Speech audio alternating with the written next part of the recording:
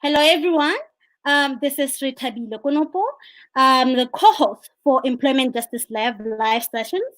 Today, our conversations is running from the economic impact of COVID-19 on the youth.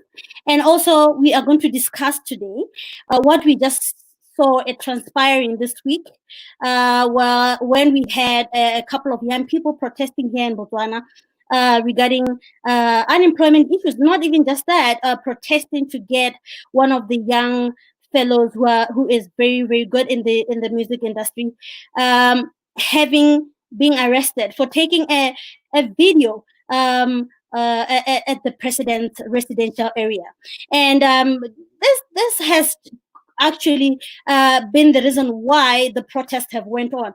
But now the question today that we're having, as I'll be introducing the panelists, is why have this really triggered the youth, especially unemployed youth, to make this protest? And today on the studio, I'll be having Tyler Majaha, is a young youth and also in the creative industry. And I'll also be having the former mayor of Gaborone City, Mr. Kagiso Tutwe, also on the program. Just one highlight of we've just seen across the world. We have seen protests. We have seen protests in London just about a week ago with Black Lives Matters protests. And this is something that was also with the analysis. With the analysis, we've gotten the analysis that this might have been triggered by a lot of things, even including the lockdown and inequalities. So our main focus will be more on inequalities on this show. So Mr. Majaha, Mr. Kagiso Tutwe, would you like to introduce yourselves? Yeah, Tuto can start maybe. All right. Okay. Thank you. Thank you very much, Mrs. Konopo, and hello everyone. My name is Kagiso Tutwe. Like has been mentioned, the former mayor of the city of Gaborone, and a young person who is very enthusiastic about the development of our country and the empowerment of the young people in our country and in the globe. That is where my interests are based, and I would want to, in my lifetime, to see us as young people being given power of development, issues of land, and issues of caving the unemployment that is already a serious dark cloud upon us as the young people in our country, Botswana. Thank you so much, Mr. Tutwe. Mr. Majaha. Yeah, my name is Tyler Majaha, and I'm a writer and filmmaker, as well as an investigative journalist with Inc. Center for Investigative Journalism. And yeah, basically, just like Retupe has said, I'm also a young person who would really like to see, a lot of things change with how things are done in our country for the benefit of the greater youth. Thank you so much. If anyone else has the audio on, especially if you are having your phone on or your messages coming in, let's try to keep any sound on the background. Let's not have, so that we don't have interruptions in the background. So yes, let's start this conversation, because today actually we are going to discuss issues of unemployment for the youth and what interventions are very critical at this stage. We have mentioned that there were protests yesterday. So yesterday was on the 25th of June, where we are seeing the youth holding placards that we want change, we are tired, we are, all sorts of things. Let's talk about there's a little bit of audio at the background. So anyone else who's listening to themselves should shut it down. Nobody should listen to themselves on another platform. Yes. Thank you so much. Yes. So my question is, what do you think really triggered the protests? Mr. Majaha. Well, I mean, obviously the primary cause was ATI's arrest, following allegations that he took pictures or videos of the state house, which subsequently led to him being held at Avon Police Station and appearing at a court of law the following day. So people, obviously there was this hashtag on social media, I am with ATI. So the people obviously sort of followed through with that hashtag by actually implementing their support of the artist, and in reality by actually going to the police station and protesting. But then along with just protesting ATI's arrest, other issues started coming up where obviously the number of people that were there sort of represent the number of people who are actually unemployed, because everybody was obviously not at work or at school. So issues of unemployment, issues of land issues started coming up, and people have just been angry for a long time. And as many people are actually saying it right now, Botswana is sort of sitting on a ticking time bomb with the youth, where people are just so angry, but they're afraid to voice out their opinions because of and all of that. But it's like the issues that are now being used to sort of oppress us or suppress us from actually speaking out against issues that affect us. So finally, with ATI standing up and saying, what, enough is enough, Banana Batswana sort of saw it as an opportunity to actually rally behind him and be able to voice out their opinions, using him as some form of shield to protect themselves against banana. So yeah, that's really it. We've just been sitting on these issues for a long time, and finally we've been able to voice them out. Exactly. So, any word on that, Mr. Tutwe? Yes, well, Ms. Gunupa, I think we should take it back Yeah. to the time that when we had our youth, that youth unemployment movement. I think you'll recall during that time, I think it was during the previous president, Rekhama's time, when we had the unemployed youth and when we had the unemployed teachers who walked from Mahala, if I'm correct, to Haburoni, and the unemployed youth who went to parliament and who were seriously beaten by our police force. So these are the issues that have been there for a while. And every time when we go to elections, there's been a promise to our young people that this time around, things are not going to be the same again. We are going to now to create a platform whereby you as the youth, you'll be employed or you'll be given an opportunity where you can have an opportunity to create employment by yourselves. Those are the promises that have been given to our young people. As far as I'm concerned, or as I remember, during my time as a young person, an active young person, those are the promises that we've been getting from the leadership of our country. And I believe this promises, it's more like a child. When you promise your child that I'll buy you a bicycle, I'll buy you a bicycle, I'll buy you a bicycle. At the end of the Yeah. day, your child one day, when you get home, your child will be very angry with you and will start breaking things around the house because you are not doing what you have promised. And that is what is happening with our youth today. They are only saying, you have promised us enough. Can it be now time for action? They want action. And I Yes. believe it only needed a young person to stand up Yeah. and say, enough Yep. is enough. Let us now see what you have promised us coming on board. And if, Yeah. like Mr. Majara have mentioned, one of the things that really triggered the young people now is the issue of the pandemic, the Yeah. COVID-19. If you look at it, it came at a time, I think, when no country was prepared for it. But Yeah. young people are now out there and they've been in lockdown. They are hungry and they end up being angry. A hungry man is an angry man because Yes. there's Yep. nothing that is keeping them busy. All the markets are going down and they want to hear the voice of the leadership giving them hope.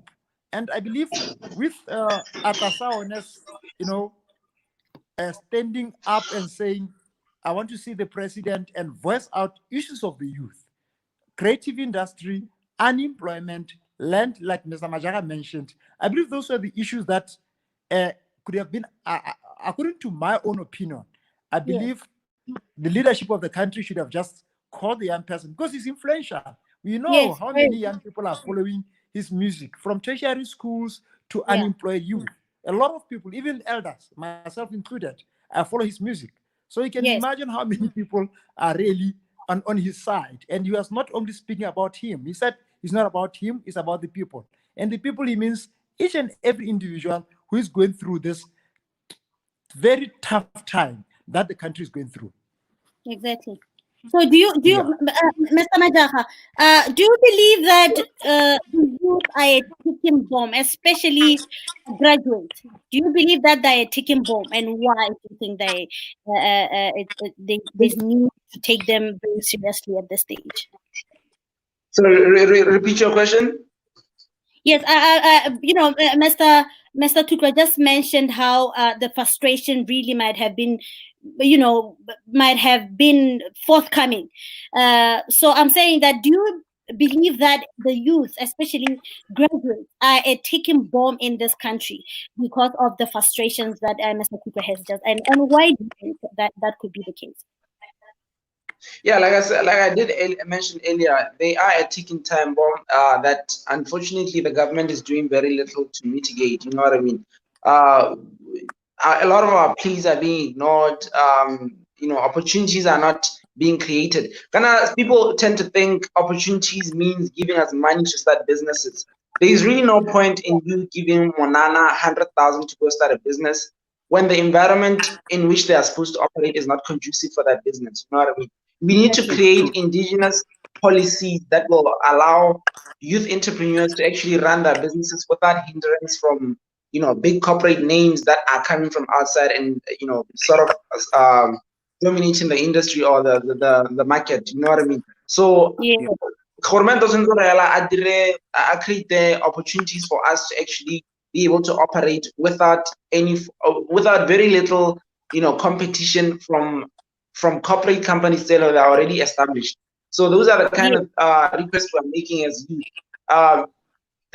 Issues like affordable housing, we are forced to end up waiting for our parents to die for us to get houses, for us to find your own houses. We can't even get land. We can't even afford to buy houses because the government housing agency VHC is failing to meet the demand as is. And every time they build houses, they think it's a banana. They're either overpriced or so few in numbers that only a handful of youth are able to get their hands on those houses. So such frustrations are just creating anger within the youth. Unfortunately, the government will not be able to contain over time because every year it's growing. And like Red Tuto was saying, every election year they promise and promise and promise, but under deliver. You understand? And issues of corruption seem to be on the rise more than solutions are actually being implemented. More money goes missing every day, but less money is being invested in the youth. We've been crying for a youth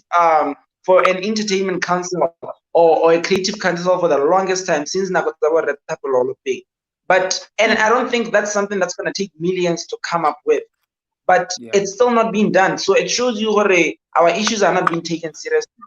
We're just out here joking, man. You know what I mean? And those are the kind of things that end up leading to frustration among the youth, because the very same people who have been in power for a very long time, we see their children benefiting from the fact that their parents have been in power, while the majority of Botswana are not benefiting from government schemes and all of that. So it's really just sad. Someone was talking about it in a cab the other day when I was coming home. Right now, you have a situation where a supply chain, let's say poultry, from the eggs to the chicks to the chickens to the finished product, they're all owned by one person in the country. So when you have a situation like that, they own poultry farms somewhere else in the country. How do you expect them to be happy with your government? You understand? So that's really just it. Yeah. You are mentioning a really important point on monopoly and paralyzing the youth you're not creative, they're not creating enough opportunities for youth to be able to get financial help or even to know where to get help. Because I would like to applaud SIPA for actually making it possible to register online so quickly within 24 hours. I've seen SIDA with hashtag pay clients within 24 hours. That we said, pay the client within 24 hours. And those are some of the the things that I would like to applaud some of the institutions. But how should financial institutions really assist the youth to get access to jobs? Because it's not everybody else who can start their own business, right? And Yes. and again, apart from that, we have SMEs that have capacity to be able to employ, and yet because they're not supported really through funding. I mean, we have a lot of civil society. I myself run a social enterprise that assists, more like an employment legal aid, that assists SMEs to make to start up legal documents, and to be able to show them a go-to-market strategy to help them with business design. But I'm saying, uh, that is a point now that where the creatives are really, really frustrated, because during this pandemic, we've seen companies who, like private companies, which we know have sustained income, being assisted by the government. And yet we have young Botswana, creative industries, people who cannot gather. Because with let's take an example with ATI issue. And we say, I mean, the frustration really is about, we used to gather, now we are no longer gathering. But how do you then help us to be able to Yeah. pay our rent? That is the most critical thing, because that is something that can break you really, and your mental health. And Yeah. so, how do you think really the interventions? What could have been done better by these financial institutions or by the government? Yeah, I want to go back to what Mr. Majaga said about the issue of getting 100,000 grant from the Ministry of Youth. You see, like Mr. Majaga mentioned correctly, so Yeah, we cannot have a ministry having our youth and saying we have a grant or whatsoever the loan is of 100,000 in this day and age. I believe there should be a platform. Today we have a platform like CEDA that you just mentioned, which is giving up to millions to different people. But why can't we have a platform of the youth, specifically for the youth, where now we are going to see that platform making sure that it nurtures a young person who've got an idea, over and above nurturing that young person, then it finances that individual specifically for the young people. I believe that is that's where we should start as a country. And if we yeah, have that, that is where now our young people, because our young people are very, very creative. Like Mr. Majara has just mentioned, he said in the creative industry. And the creative industry, they said, let's have a council of the creative industry. This is the council that is going to look into the programs. And those are the yeah, programs that now are going to help those that are in the industry to develop hmm, their ideas and see to the point that now these are the ideas that they can employ other youth. But if you don't have those platforms, that is where we should start. I believe our country, our leadership should start first with the platforms. Should not think that I've created a platform when a CEDA is competed by the elders and the young people. And then we say, okay, I've created a platform under CEDA whereby you are saying all young people should go into farming. No, not all young people are interested in farming. But when we have a platform that is specifically looking at the youth, pumping out money like the money that you are pumping into CEDA, and you are saying, yeah, no, this is 500 million or whatsoever, 1 billion. I'm putting 1 billion here, youth. Come, show me what you can do. And specifically, and now evaluating these ideas and making sure that our young people are getting there. That is one. yeah, The second one, the government of developed countries, they give what you say is an early package to hmm, the yeah, elders. Those are the serious governments of middle class and high middle class incomes. They give an early package to those that are 50 and above. When you are 50, they give you a package that will be enticing to you as an 50-year-old, so that you get out and you create a job for a space for a young person. That is yes, what our yeah, government or our leadership should be looking into, an early retirement package. I believe we should not be seeing our elders still being brought back on contracts when we have over 40,000 young graduates unemployed, but we still have our elders elders being brought back on contracts to come and over, supervise some certain, projects and other things. I don't think this is the time we have time for that, because like Mr. Majaha correctly mentioned, we are sitting on a ticking time bomb of young people who are unemployed, who are getting angry because of unemployment. And the third one is a policy that our leadership should create, a policy that is going to now direct all our companies and organizations and parastatals to see to the point that they take young people under their arm. If you look at our companies and other, organizations, they don't take young people under their arm. If they take the young people under their arm, the young people get to suffer because they are given peanuts. They are given 2.5. Imagine when you have graduated and you're expecting to be getting something even better than what the government is offering to its people, which is 7.5 to 8,000 SC3. And the company is taking you on board. And because there is no policy that forces that company that is making millions to give you that money, they'll give you 3,000, 4,000 pula, which is nothing. It's a frustration. How long is that young person going to be there? So we need policy, and then after policy, see to the point that these things are implemented. Lastly, if you recall, Member Konopo and Mr. Majah, and those that are watching, we had meetings of young people that met the previous ministers. Reolope, like you mentioned, Resekedi. Young people were meeting these ministers. But the question is, what is it that they discussed that we don't see any implementation of? That is one of the frustrations. Imagine when you are getting into class and writing an exam and you don't get your results. You're going to be frustrated. So those are the issues that I think that are really making our young people now to be saying, why are things being done and not being done? And we have been told that they will be done. Because I always listen to different radio stations. They talk about our government having good policies. But where are those policies? Those policies are not implemented.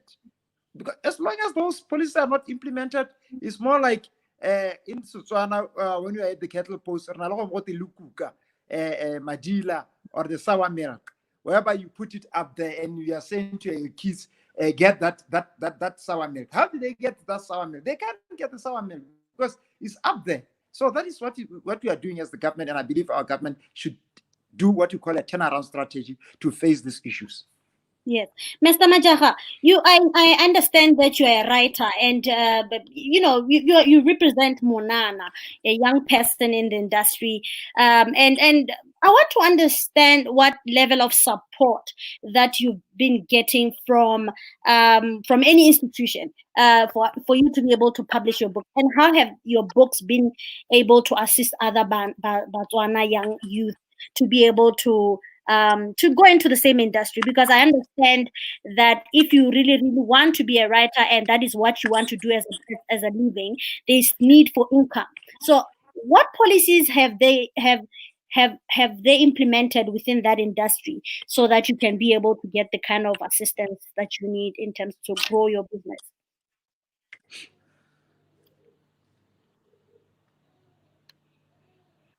Policies that I don't know of any policies that are there to support writers in this country specifically, or creatives really, for us to be able to get the kind of mileage that we need for we are there, we exist, you know what I mean? Though we have to personally invest our own money, invest our own time until somebody out there gets to know that there's Tyler who writes books, or he has so and so books. So I'm yet to hear of any policy that is in place to support us really. I mean, I have so many friends in the creative industry who do music, who do art, but I mean, even with painters, it's better because they have a place like Tapong where they can converge and sell their art, even though it's a really small place for a country this big. You know what I mean? But when it comes to writers, we do have independent, book festivals that come like annually. But with cases of Corona coming through like this, the question now becomes, where do we go as writers? But even at those festivals, like I said, they only come once a year. So for the rest of the year, where am I supposed to be selling? Because retail stores like Exclusive Books don't want to sell our books. You approach them like 2-3 times a year asking them, yo, can I sell my book in your bookstore? And they still turn you back. Until today, since 2013, when I got my first book out, I've submitted every single one of my books with Exclusive Books, trying to get them to retail it, but it's not been happening. Only local bookstores have managed to assist me with that. But even with them, because they are the same youth who are still struggling in an environment that is not conducive, the book doesn't and ends up just sitting in the shelves because nobody's really buying it. Because there are no policies that encourage both government and private sector to invest in us as writers or as creatives. They're not really forced to do that until they see you, maybe let's say, hitting 100,000 likes or whatever on Facebook, and they decide to write on that. The same way they've been doing with, fellow creatives like Wam Jamaica and William KRM. Because those guys are getting a lot of mileage on social media. They are the ones who end up being supported with endorsements and all of that. But if you're still a struggling writer, a struggling rapper who is yet to break through to the national market, there's really nothing for you to do until you, by the grace of God, you find yourself lucky enough to actually be popular. But if you're not popular, there are no endorsements for you. Yeah. So who is representing you in terms of boards or committees? I mean, I need to understand there who represents you to get your word to the parliament. To parliament, there is nobody. I mean, we all have to go to the Minister of Youth, really. But then tell me again, Jorge, if we're not one voice as young creatives, how is the minister going to hear our individual cases? You know what I mean? So I think this is why it's important for the country to have a creative council, so that all our complaints can be channeled to that council, and then the council can take them to government or to whoever is responsible for, coming up with mitigation strategies for, the creative industry. So right now we just need to have one voice, and the one voice can only come in the form of a creative council. Or book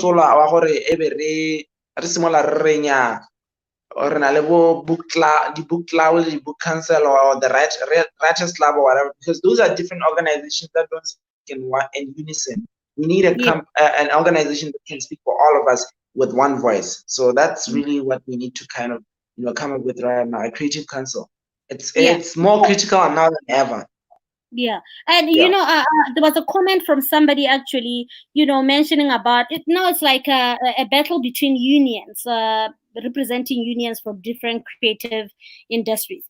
But my shock was that another creative actually bashing another creative and saying, "Hey, don't include us in your things." I was so shocked. I was like, okay, so it looks like there's a whole lot of bureaucracy in this thing, because my ideology of having representation, I was hoping that all these unions would come together on the issue of ATI. Whether it's a union for music, or it's a union for arts, or it's a union for a whole lot of other things. I mean, I'm a designer.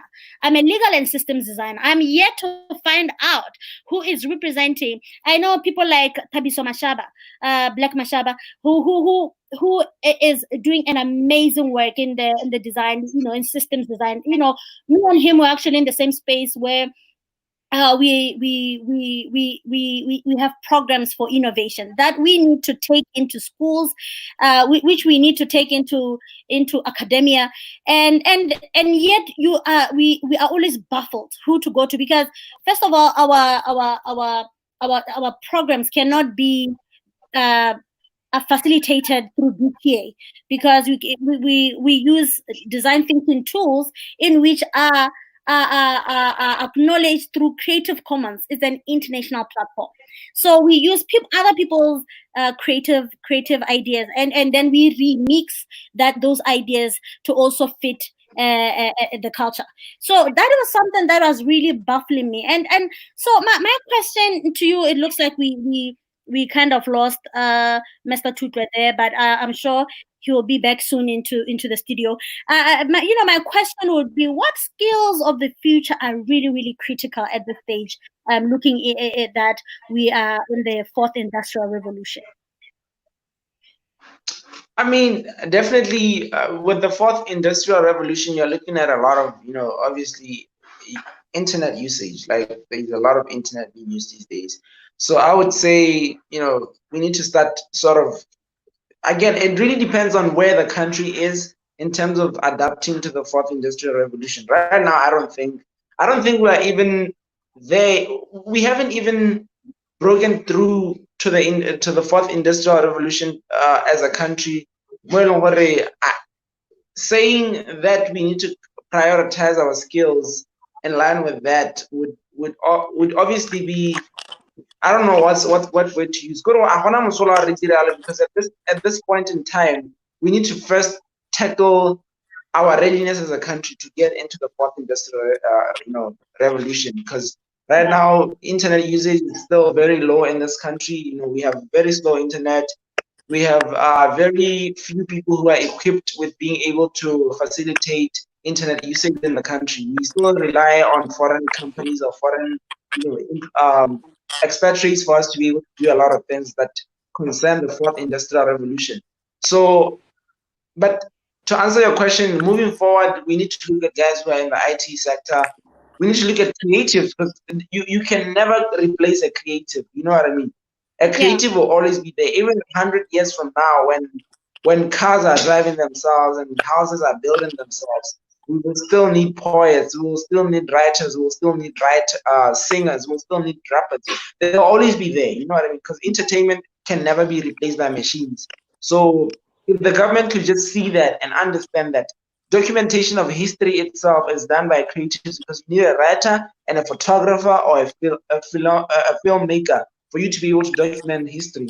So I don't know, that for me, that's really just it. We need to start prioritizing those people that matter for the future, because I'm not saying nurses and doctors and lawyers don't matter, but I'm just saying we need to be Yeah. taken as important as they are being taken or being treated in Yes. everyday setups of how we move forward as countries. Yeah. Yes. Thank you so much. Mr. Tuto, we are just talking about the skills that are very critical right now in terms of the fourth industrial revolution. I know you have spent years dealing with young people in universities, in a whole lot of spectrum. But I want to understand what you think would the skills that are very critical at this stage that our education system should implement or should be able to bring into educational reform. Well, I believe Mr. Majara have touched some, because sorry guys, my internet went off. I don't know what is happening. It's acting up on me. But like Yes, you said, it's the okay. internet in our Yes, country is very, very low. But I believe he has mentioned yes, very important and paramount, skills, promotion of arts, the arts industry in our country. Until the time of yes, Rekama, we only saw the promotion of the arts industry being done. I can tell you one thing, Mema yes, Konopo. Now, when I was at school, I loved arts, I yes. loved drama, I loved traditional dance, but my parents would not Yeah, allow me. They felt that I was playing yes, something that was not necessarily going to help me in the future.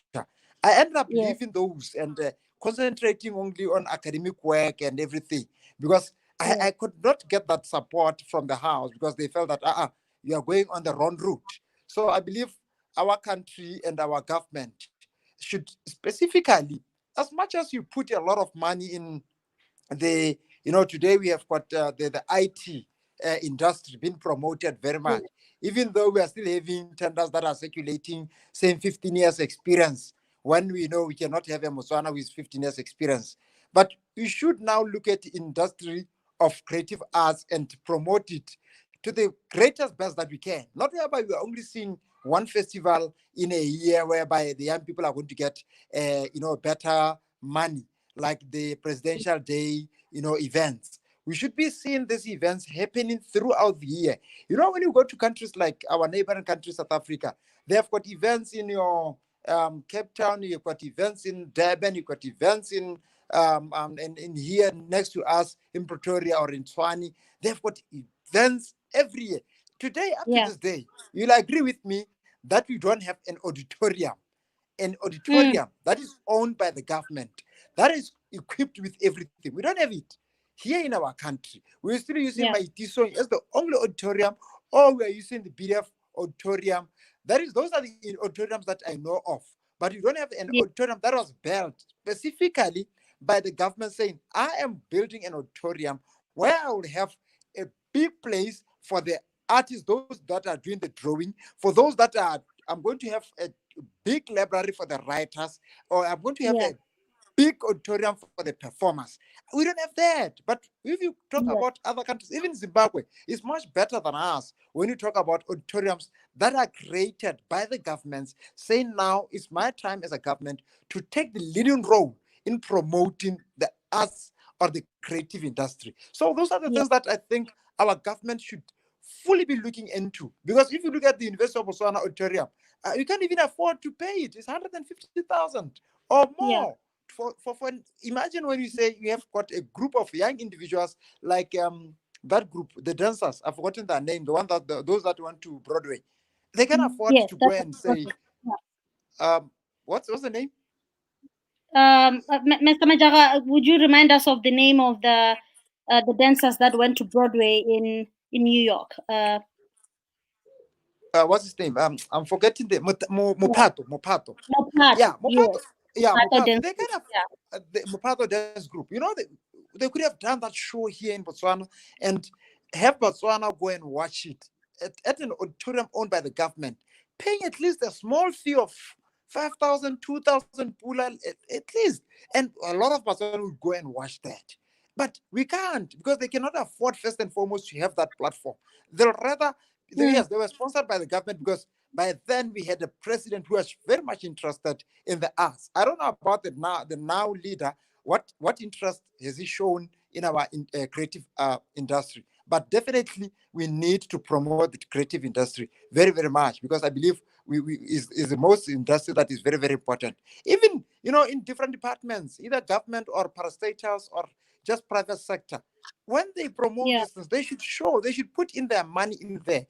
Those are the industries that can promote them. Imagine it is now that Botswana is now trying to promote the comedians and other performers. Just a month ago, our own Botswana Power Corporation had already done a mistake of calling a South African to come and do an advert for Botswana. Yes. Imagine. That was So that a trigger shows that as well. shows that shows the lack of confidence on ourselves by our own leadership, by our own Yeah. parastatals, by our own private sector. It got not they don't have that belief in us. If they can have the belief in the young people, a lot of them they will be interested now in jumping into this thing. I think that is why today we see that the Fergusons, Yeah. they Yes. are now in South Africa. They are doing a great job in South Africa. But Yes. what is it that has been done by our leadership to try and bring them here so that they can at least film one or two of their scenes or their episodes here in our country? Nothing. And that shows that how far we are. We cannot talk about the fourth industrial revolution when we are still not yet been able to get into the second industrial revolution or the third industrial revolution. Let's first Mm. see to the point that now we go back. And I believe that's what should be done. Is where did we get wrong? Where did we lose the road? Where did you lose all those things? If we can find that and go back to that, I believe now we can be able to answer to the issues of the youth because our young people, every day they're getting angry, every day they're getting frustrated because there is nothing on the table for them. Yes. So, last words of encouragement to the youth, Mr. Majahe, Mr. Tutwe. What would you say to a young person right now watching this show? And you are also a leader in your creative industry. You're also a leader who has been followed by Banana because of your initiatives and your voice as a representative of in the council. What would you be saying to young people right now listening to you? Well, my last words to the young people is that there is somewhere in the Bible where it is written that hope is a belief of unseen things. Yes. I believe as young people, we should be hopeful. Let's have that hope that our leadership, when I say leadership, I don't want to say the government alone. I mean the whole private sector, organizations, and civil society, and yes, the government included, because government is the biggest payer in our country. I want to say to them that let us be hopeful, and let us try to find platforms that will try to engage and put pressure on the leadership of the country, because only through pressure things can happen. We saw yesterday that I believe wherever anyone is has been shaken, that if a young person, one young person, influential young person, can stand up against the government, what about if all the young people can stand up against the government? What is going to happen? So I believe it's the time that we should be now telling our young people that let us stand up for our own selves. Because if you don't stand up for yourself, who's going to stand up on your behalf? No one is going to do that. For you to get the land is when you stand up. For you to get employment is for you to stand up. For you to be, seen is for first and foremost to lift up your hand. So to the young people, I say, so let us lift our hands so that we can be seen, or else we won't be seen. Yes, thank you so much. Mr. Majaha?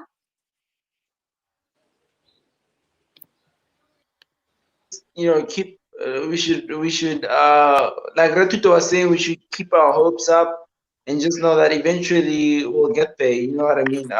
Someone was commenting on a post I made earlier where we're headed towards Zimbabwe stages in terms of the economy, but I don't think we'll get there as long as Botswana, especially the youth, rise up and actually speak out against issues that they deem detrimental to our country's status as what it has been for so long. You know what I mean? I mean, every day, of course, we're sort of going downhill in terms of our progress. Instead of taking 3 steps forward, we take 1 step forward and 2 steps back. And it's really, our problems are because of a few greedy leaders who have just decided to keep everything to themselves and not give out enough to the young people of this country. So people should just learn to stand up and speak out against issues when they see that something is not being done right. Because over time, every time when we rise up and speak in one voice, the government listens. There was an issue of Air Botswana being sold to a private company just some years back. And Botswana protested that through social media. They said, no, that's not going to happen. And it didn't happen. There was an issue of electronic voting. Botswana said that's not going to happen, and it didn't happen. There were so many other issues. ATI now, it just shows you that when we speak with one voice, this government does listen. So we need to just now come together, and talk about other issues that we are worried about and protest against them or address them. Address the government regarding these issues, and maybe the government of the day will finally listen, because every day, and we need to rise up and just speak out. So that's it. Because we are the ones who give power to these people by fearing them and feeling like we shouldn't be able to say some things. You know what I mean? Personally, as a Mulana, I know my rights, and I am going to use my voice from now onwards. Thank you. Yes. Thank you so much, Mr. Majaha and Mr. Tute, for coming into the studio with me today. I know this is one of the most controversial topics that we are getting into. We will have more of this kind of topics in the Employment Justice Lab. With me, usually we are live every Saturday, 2 p.m. GMT +2. But today we went live today because of very pressing matters that we needed to address. And, just also to be able to get people's point of view. And thank you so much for all those who are watching us today. And from me and the rest of the team, thank you. Goodbye. Till next time.